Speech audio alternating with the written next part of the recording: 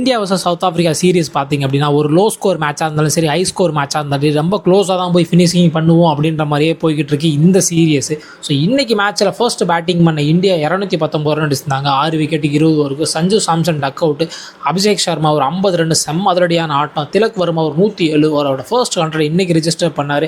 ஹார்திக் பாண்டியா 18, ரிங்கு சிங் 8, ரமன்தீப் சிங் ஒரு 15 அப்படின்னு சொல்லிட்டு செம்ம அதிரடியான ஆட்டம் இன்னைக்கு ஒரு செம்மையாக இருந்தது. ஸோ ஃபைனலாக பார்த்தீங்க அப்படின்னா 219 ரன் அடிச்சிருந்தாங்க. பவுலிங் சைடு மகாராஜா ஒரு சூப்பராக பவுல் பண்ணி ஒரு 2 விக்கெட் எடுத்திருந்தார். செகண்ட் ஹாஃப் பேட்டிங் பண்ண சவுத் ஆஃப்ரிக்கா பார்த்தா இனிஷியலாக கொஞ்சம் ஸ்லோவாக போனாங்க. அதுக்கப்புறம் மிடில் ஓவர்ஸில் கொஞ்சம் விக்கெட் விழுந்துகிட்டே இருந்துச்சு. ஸோ வருண் சக்கரவர்த்தி பார்த்தீங்கன்னா இனிஷியலாகவே ஒரு 2 விக்கெட்டை பிக் பண்ணார். அதுக்கப்புறம் பார்த்தீங்க அப்படின்னா ஹென்ரிக் கிளாசன் ஒரு 41 ரன், ஸோ 4 6ன்னு சொல்லிட்டு பறக்க விட்டுக்கு இருந்தார். டேவிட் மில்லர் இன்றைக்குமே ரொம்ப ஒரு சொதப்பனால இன்னிங்ஸ் தான். அதுக்கப்புறம் பார்த்தீங்கன்னா மார்கோ யான்சன் வந்து ஒரு 54 ரன். ஸோ எங்கேயோ இருந்த மேட்சை அப்படியே திசை திருப்பி சவுத் ஆஃப்ரிக்கா பக்கம் கொண்டு வந்தார். இன்றைக்கி மேட்சுமே கொஞ்சம் பக்குன்னு தான் இருந்தது இந்தியன் டீமை பொறுத்த வரைக்கும். ஃபைனலாக பார்த்தீங்க அப்படின்னா ஸோ இந்த மேட்ச்சில் 208 ரன்